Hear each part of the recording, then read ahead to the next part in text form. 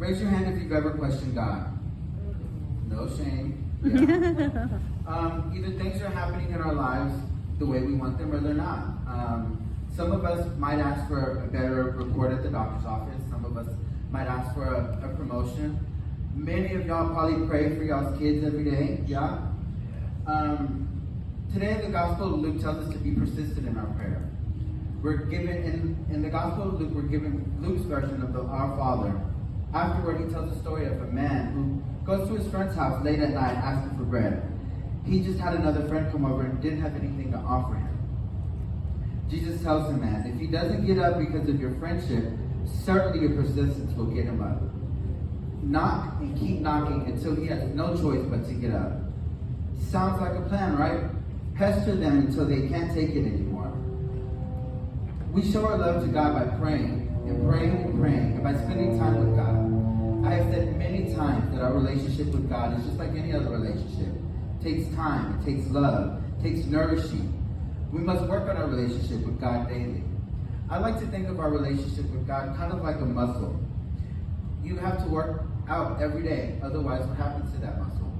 You lose it. The Gospel of Luke tells us to ask and you shall receive. Knock and the door will be open to you. Seek and you will find. Spend time with God daily, as often as we can, as a matter of fact. Many of us probably have our best friends that we call, do chisme with, hey, rather than doing that, I would like to call God, have a conversation with God.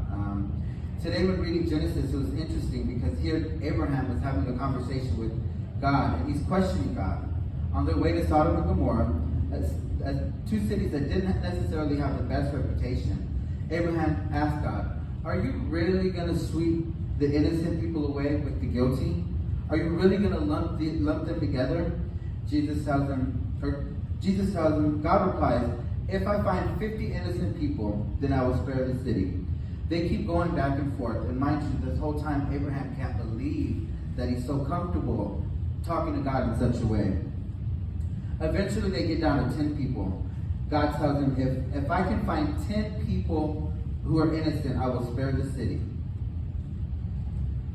While we must certainly love and respect God, I think we should also be comfortable with God, so as to freely talk to God without fear. The same way you call your friends and you do the little cheese spread, for an hour, we should be comfortable talking to God as well. God, after all, knows us. God created us. My hope is that we can all freely talk to God, just as Abraham did in Genesis, and just as the disciples did in the Gospel. Some of us may have in our lives, for a time or two, some of us may have in our lives felt ashamed to talk to God, embarrassed to talk to God. In today's second reading, it's a beautiful story of how through baptism we are forgiven of our sins. Even when you are dead through your transgressions, Christ brought you to life with him, having forgiven you of your transgressions. This week, let's work on our relationship with God.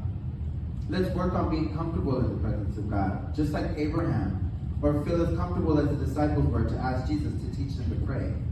Can you speak freely to God when you're in need? Today, if nothing else, let's remember the responsorial psalm. Lord, on the day I called for help, you answered me. Let's say it together. Lord, on the day I called for help, you answered me.